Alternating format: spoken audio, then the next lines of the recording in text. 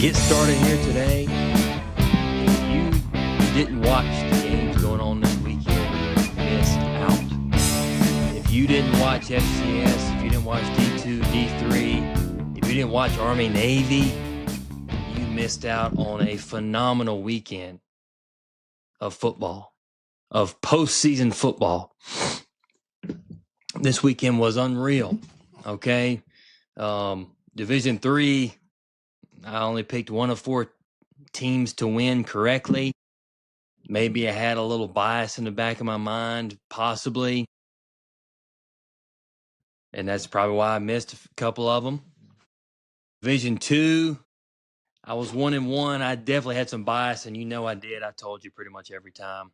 You see this little snout, if you can see it, that's Juke. That's Juke right there. So he's wanting a little loving, so don't be alarmed. FCS is wide open. The FCS football playoffs in 2025 are absolutely wide open. North Dakota State was knocked out 2 weeks ago. South Dakota State knocked out 2 weeks ago. North Dakota knocked out 2 weeks ago. You got Montana State, who are kind of in the driver's seat on their side of the bracket. On the other side of the bracket, I bet nobody picked these two teams to make it to the semifinals coming up this weekend. It's completely wide open. Army Navy was unbelievable. The Celebration Bowl, a huge comeback in the Celebration Bowl. I mean, one that nobody saw coming. Nobody saw what happened in the first half coming, and didn't see what was going to happen in the second half either. I mean, it was just an unbelievable game. Army Navy, unbelievable game. The LA Bowl, not as much of a good game, but it's still football. Great game for Washington. If you're a Washington fan, a great game. If you don't like Washington or you are a Boise State fan, well, I'm sorry, you probably didn't have a great time watching that game. Probably cut it off early. And I don't really blame you. So, now, you are locked into pad level here. All right. I'm Jake McKenzie. We are going to recap the weekend of football that we had. It was a little bit different. Bowl season's really technically started, but it's really going to get ramped up this week, starting on Tuesday. But we had a couple games on Saturday, had the Army Navy game, and had lots of playoff games with FCS D2 and D3. Some people may say, no reason to watch. Phooey. Don't listen to that person, because there was a big reason to watch, and you missed out if you listened to that person. And I feel sorry for you because of all the great stuff that you missed out on. So we're going to start in Division III. We're going to start in Division III right now. We're going to start with Susquehanna at Johns Hopkins. I picked Susquehanna, all right, and I was completely wrong. The final score was 40-10. Johns Hopkins won. At halftime, it was 20-3. It was never really that close. Let me see. Here we go. That's what I'm looking for. Let's see. Susquehanna passed for 156. And they rushed for about the same thing. I mean, actually less than that, which is never good. Johns Hopkins threw for closer to 200. Actually, just over 200. And they rushed. Jeff Schroeder for Johns Hopkins rushed for 126. That's a 20 rushes for 126. That's a pretty good day. And so they ended up with close to 200 rush yards. So that's more the stat line you're looking for. Through no interceptions. Susquehanna threw no interceptions. I mean, so not many turnovers, if any, going on in this game. But Johns Hopkins dominated them. Third down efficiency, 7 for 13 for Johns Hopkins, 3 for 11 for Susquehanna. So Susquehanna was moving the ball, could not convert some third downs. Johns Hopkins was able to. The total offense, Johns Hopkins was about 150 yards above Susquehanna. Okay. And Johns Hopkins is now moving on. Let me see. I want to see who it looks like Johns Hopkins will play the winner of the game I'm about to tell you about right now. This one hurts me a little bit. And listen, if you hear like a little squeaking sound in the background, I don't know if you can hear that. That would be one of the little dogs that live in this house I'm in. It's going nuts. I don't know why. It's probably just sitting there barking. Probably. It's just what some of these little dogs do around here. So anyway, if you hear that, I'm sorry. There's not a whole lot I can do about it. We're going to move on to the next one. It hurt me pretty bad. John Carroll goes to Mount Berry, Rome, Georgia, to play the old Berry Vikings and beats them 21-13 on the road. And that one hurts me, man. That one hurts me because I'm a Berry guy. I love old Berry. I love Coach Konchesky. And so the game was 14-0 at half, 14-0 after the third quarter. So going in the fourth quarter, Berry is scoreless. They score 13 in the fourth quarter, but John Carroll scored 7, made it 21-13. It's going to make it tough. John Carroll passed for 256 yards, 2 touchdowns. That's Nick. All right, you ready for this one? Temp Helter. Wow. Temp Helter. Temp Felter, something like that. Okay, they didn't rush for a whole lot of yards. Berry held them rushing wise. So listen, one of Berry's quarterbacks, Christian Lewis. I helped recruit him when I was there at Berry. Great kid. He passed for 69 yards.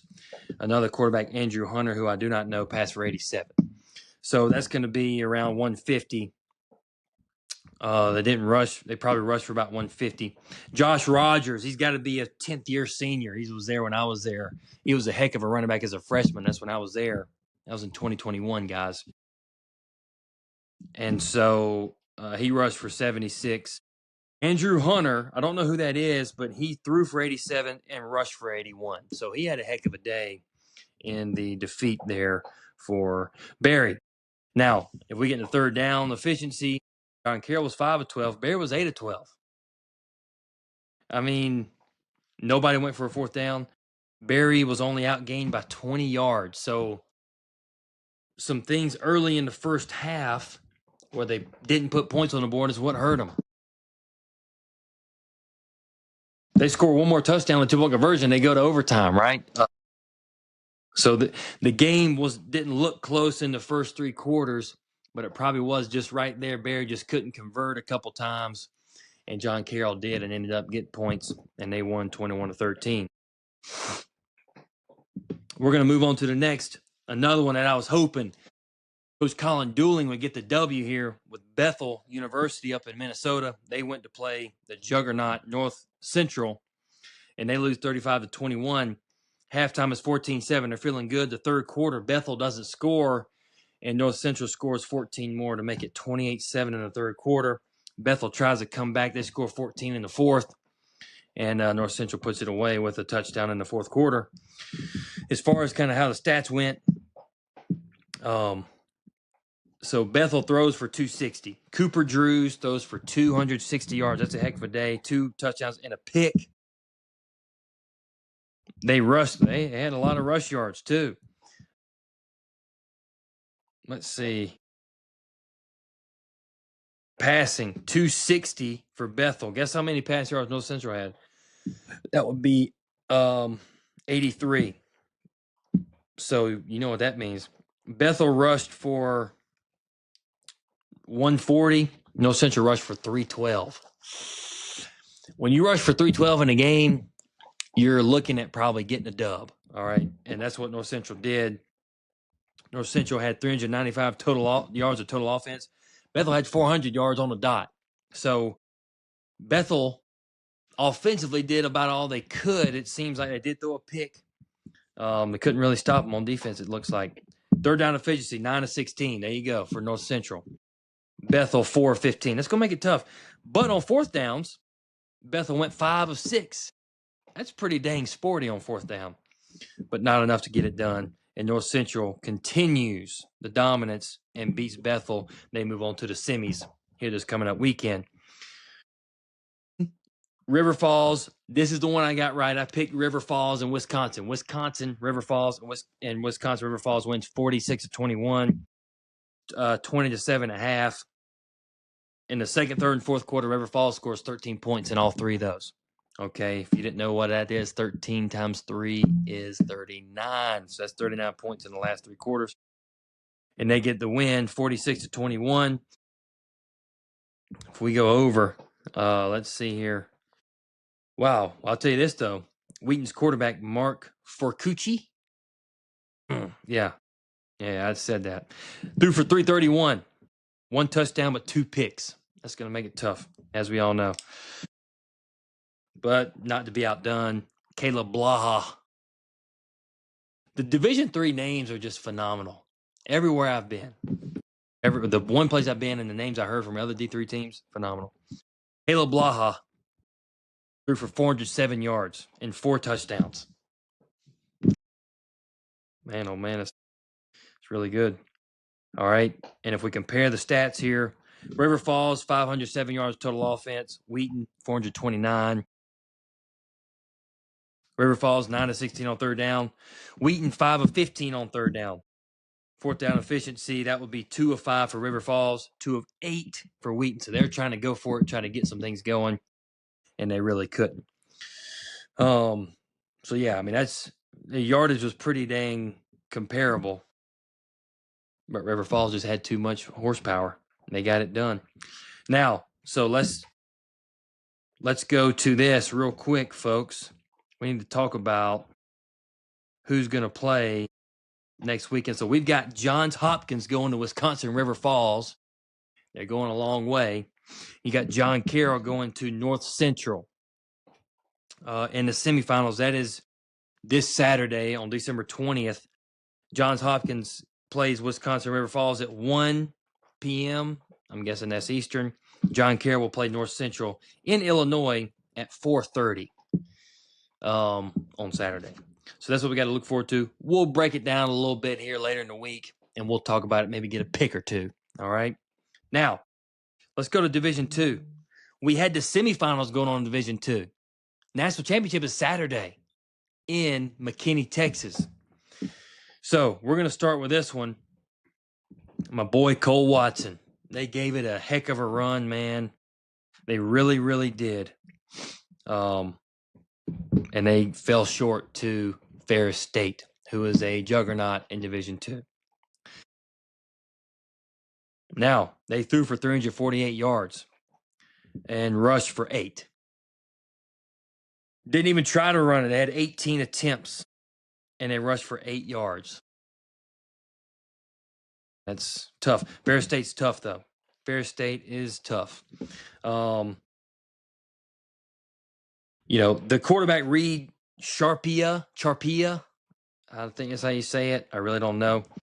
He threw for 348, but he threw 5 picks. That's going to make it tough to win a football game. Throw 5 picks, threw for 348, but threw for 5 picks and 1 touchdown with a final score of 49-17. Now, if we go to Ferris State rushed for 368 yards, and that is going to pretty much put the game away. 55 attempts for 368 yards and 5 rushing touchdowns. Ferris State had 4 people who attempted to pass. They threw for 143 yards. Wyatt Bauer, he attempted the most passes. He attempted 7. There were 14 attempts. They went 8 for 14. And then throwing the interceptions, threw 2 touchdowns in those 14. And it's 8 of those. 2 of those 8 completions were touchdowns. That's, you know what? That sounds like triple option to me. They're not triple option. They do some option principles now. They're gonna read people. They're gonna actually do some triple option stuff. So that doesn't surprise me a ton, but they rushed for 368. Carson Golker goes 17 attempts for 115 yards. Jake Price, 10 attempts for 85 yards.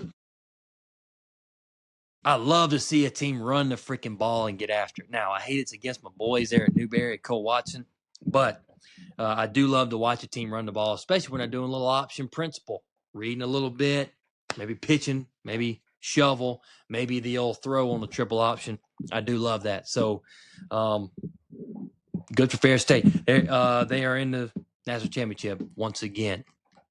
And you guessed it, they're going up against the true triple option boys of Harding in Arkansas.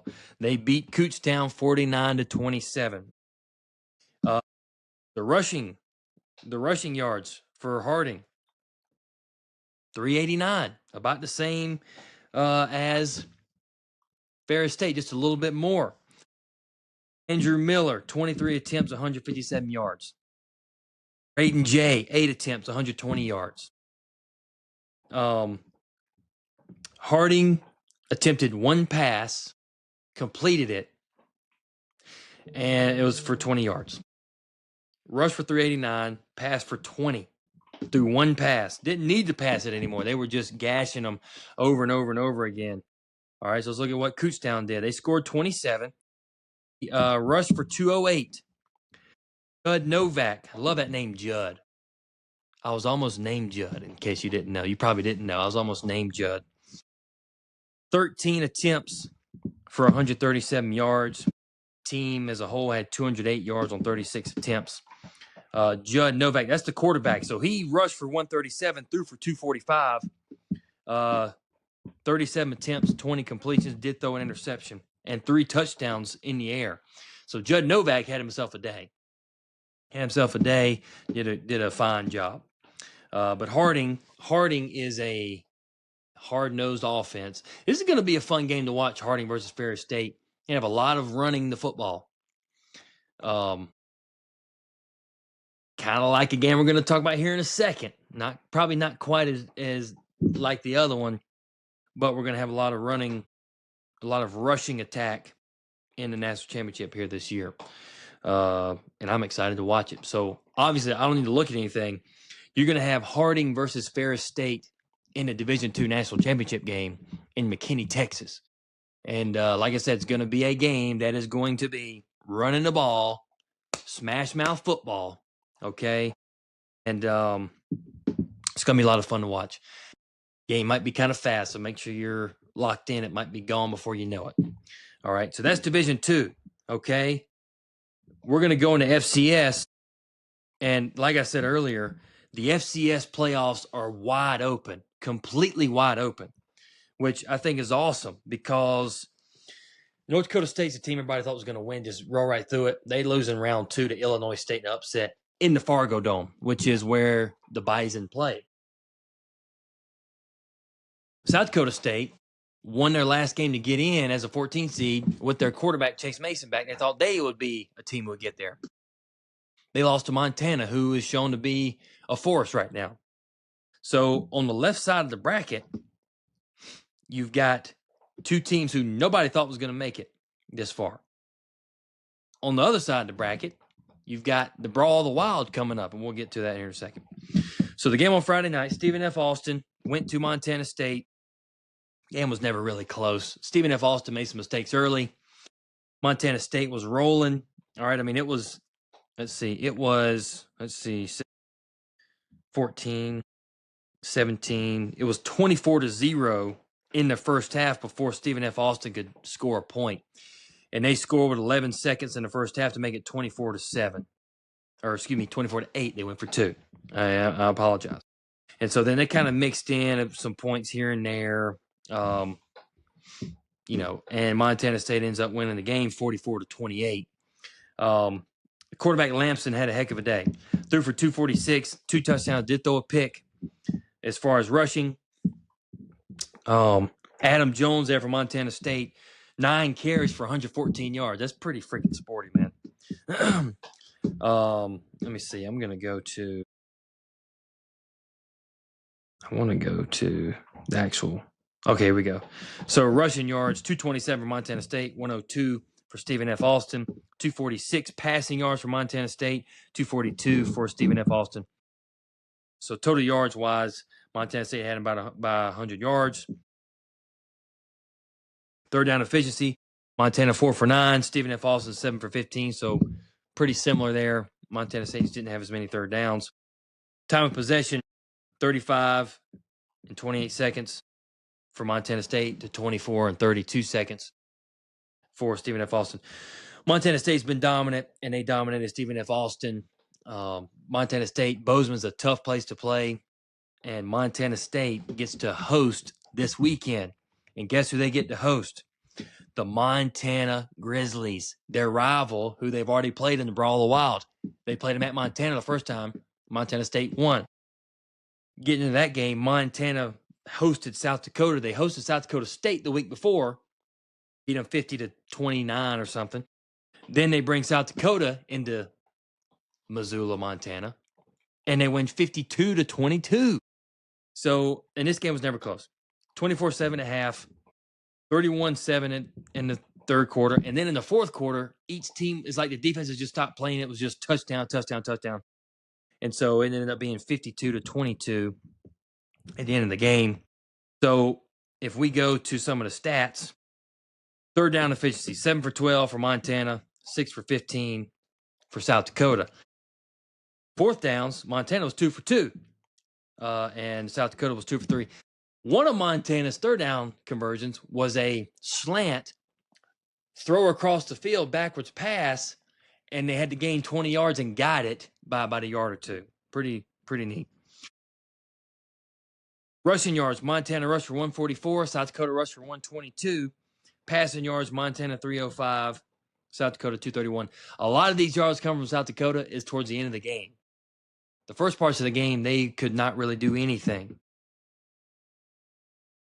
South Dakota threw an interception. Montana did not throw any. Didn't turn the ball over at all. And South Dakota also fumbled the ball and lost it once as well.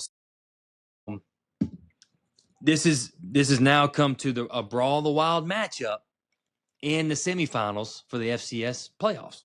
So it's now going to be in Montana State in Bozeman. Montana and Montana State are playing each other in the semifinals. Phenomenal. Now, the first game on Saturday was Villanova at Tarleton State. So Villanova goes from the Northeast down to Texas to play Tarleton State. Tarleton State is the clear favorite and jumps out to a 14-0 lead in the first quarter. Villanova can't do anything. I think they turn the ball over once or twice. Tarleton goes scores. I think on short fields.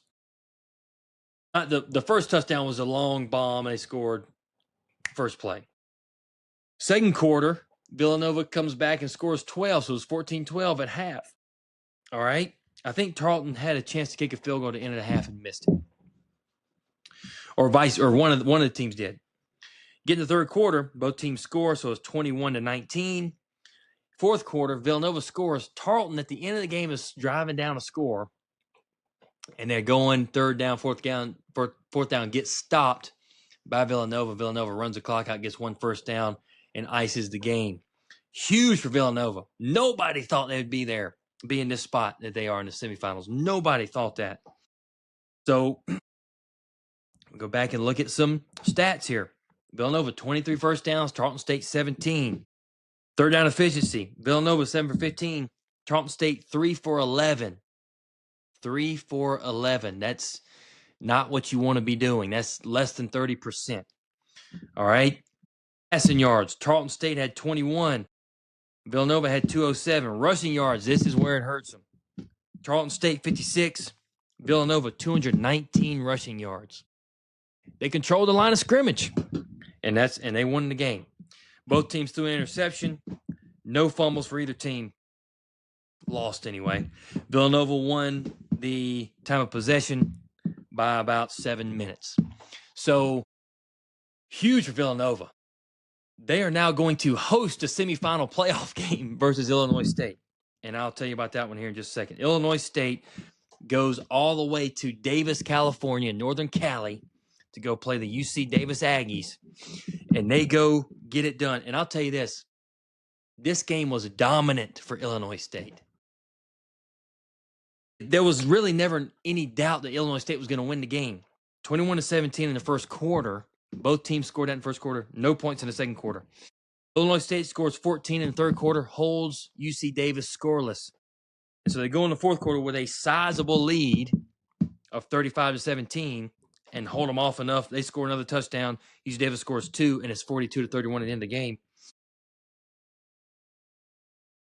Illinois State dominated the whole game. I can't reiterate that enough. UC Davis could not do much of anything. Illinois State could do all they wanted. And they have earned their spot to go to Villanova for a semifinal game, a non-seeded team and a 12-seed team in a semifinal game. It probably hadn't happened in years in the FCS, in years. Last year, I'm pretty sure it was just straight flush. 1 through 8 was in the quarterfinals, and they moved on from there. UC Davis 0 for 2 on fourth down, 6 for 11 on third down. Illinois State was 5 for 8. That just goes to show you Illinois State didn't have many third downs in a game. 8 third downs. Rushing yards, Illinois State 266. They were dominant on the ground. Rushing game was dominant. UC Davis had 131. Funny enough, Illinois State also had 266 passing yards to UC Davis's 402. Which, I mean, so they're throwing the ball around, but they could not finish drives. All right, they couldn't finish drives. UC Davis lost a fumble, threw a pick, and Illinois State dominated the game. Up front, they dominated the game, especially offensively, and did enough defensively to, like I said, take over the game. They took over the game from the get-go, and UC Davis didn't have a shot. So now you've got Illinois State going to Villanova.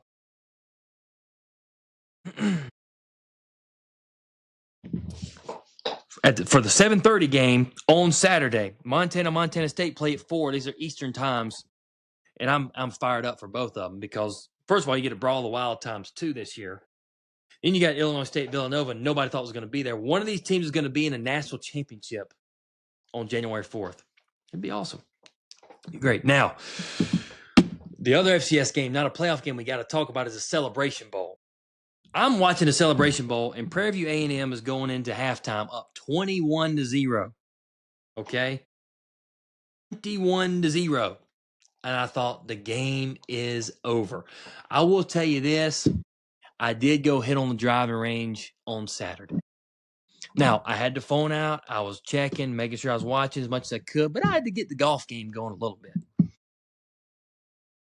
And so I leave the house. It's 21-0. I'm thinking, dadgum, Jermaine Jackson is putting it to him. In the third quarter, South Carolina State scores 21. Prairie View scores 1 touchdown. It's 28-21. And then obviously they tie it in the fourth quarter to go to overtime at 35.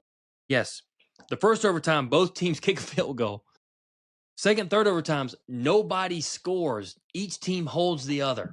So the second overtime, obviously, you got to score and go for 2. They didn't even score. Third overtime, it's just a 2-point play. Nobody scored. Fourth overtime, South Carolina State scored and Prairie View A&M did not.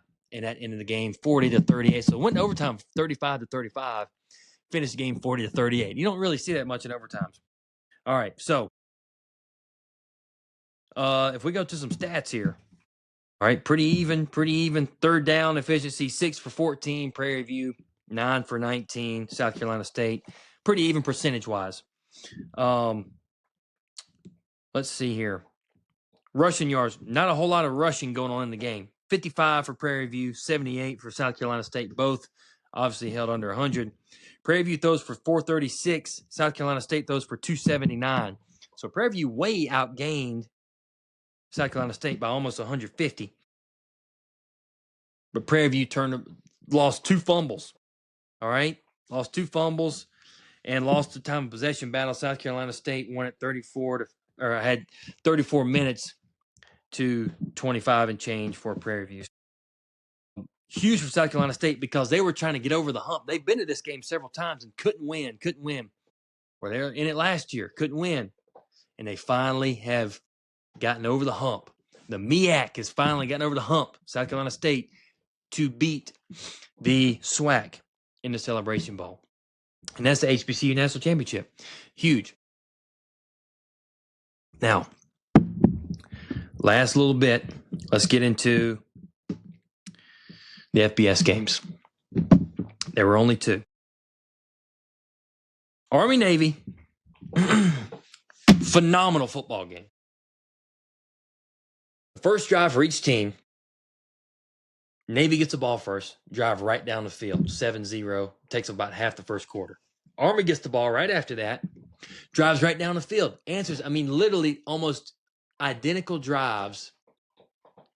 Army scores on the first drive of first play of the second quarter. So they basically took the same amount of time, same yardage, everything. The quarterbacks end up scoring the first touchdown on the first drive. It's like identical drives.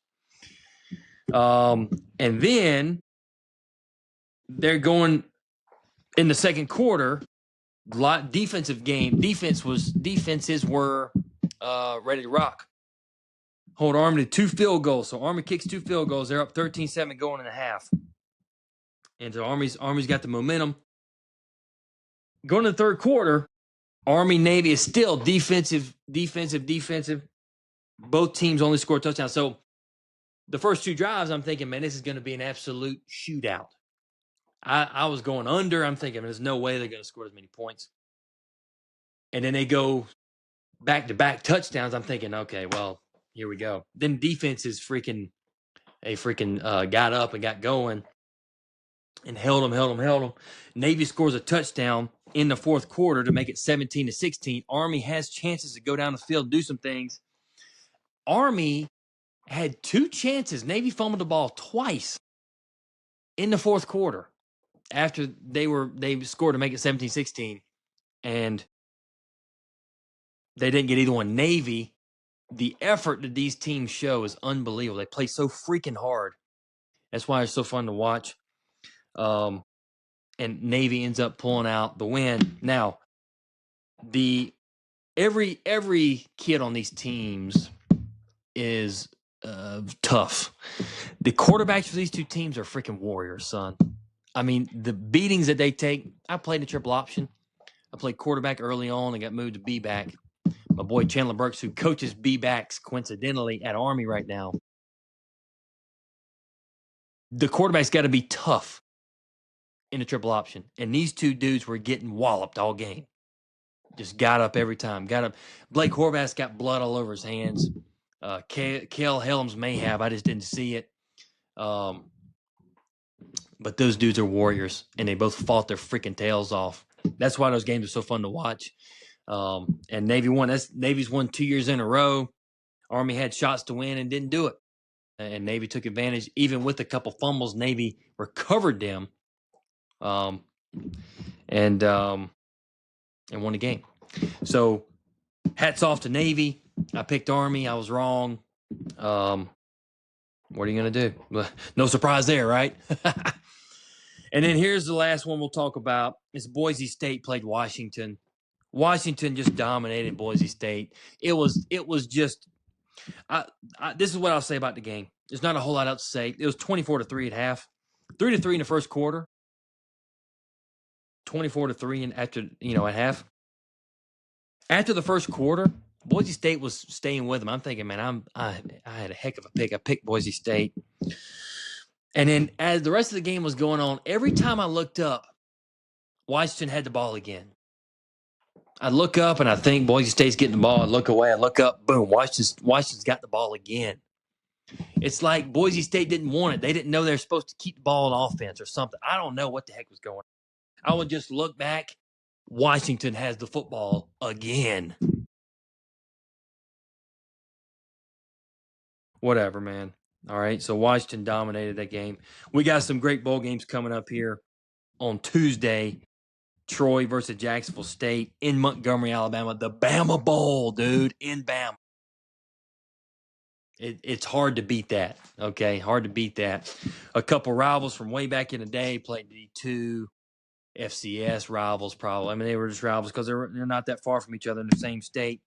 So that's exciting. I'm excited to see that one. Got a couple games on Wednesday. Old Dominion, South Florida, Louisiana, Lafayette, and Delaware. That Louisiana, Lafayette, Delaware game is down in Mobile, Alabama. Get you some of that, boys and girls. So, that's what we got there. Now, a lot of movement in the portal today. And today's Monday, December 15th. A lot of movement in the portal. There's some coaches moving around here, okay? And we're going to get to that. We'll talk about that a little bit more in a couple days when I'm with Griffin and Dalton. Transfer portal, Brendan Sorsby, Cincinnati, in the portal. Heck of a player. Got 1 year left. Patty Mahomes Jr., Dylan Raiola, in the portal. He said, I've had enough in Nebraska. I'm going to play somewhere else to go develop for the NFL. That's actually what he said. So anyway, what are these guys going to do? There's some other players in other positions who have also transferred. We'll dive into it all when we see each other again next time. But listen, do not listen to that friend or that maybe not so much of a friend who says, oh, it's just, there's no games on this weekend.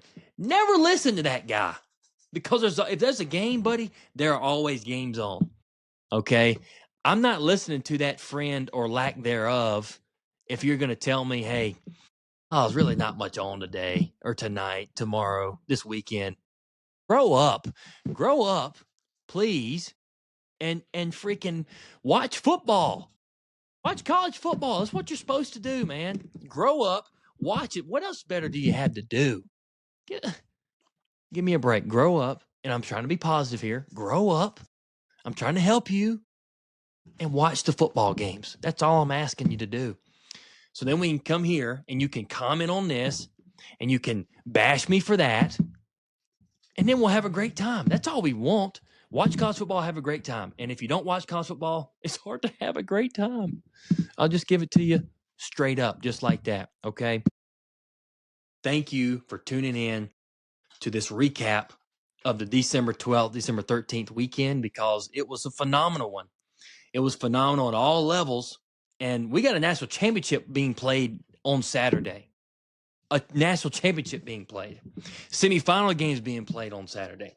We also have playoff games in FBS being played on Friday and Saturday. You better be locked in this weekend. You have no excuse. You have zero. If you don't watch anything this weekend, I'm convinced you don't want to, and you don't care about ball. And then we have issues. We have freaking problems, all right?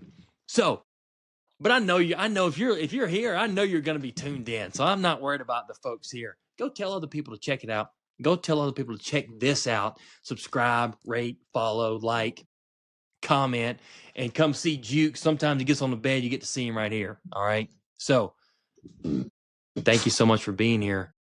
This is awesome. Check out the TikTok. Check out the X, or AKA Twitter, because we got stuff on there. The TikTok, Pad Level TikTok is going berserk. All you got to do is talk about Notre Dame a little bit, and people just rattle off all kinds of stuff. They're raking Griff over the coals. But it's okay. That's what people do, right? That doesn't mean they're right. They're just doing it. They just want to get their opinion out there, just like we're doing. But we like doing it in a positive way. All right? Thanks for being here, man. Appreciate it. This is Pad Level. I'm Jake McKenzie. I love you so much. God bless you. Have a great rest of the week. I'll see you in just a little bit. And watch football, baby. We got bowl games all week. Start Tuesday. Watch the bowl game. See you later. Thank you so much.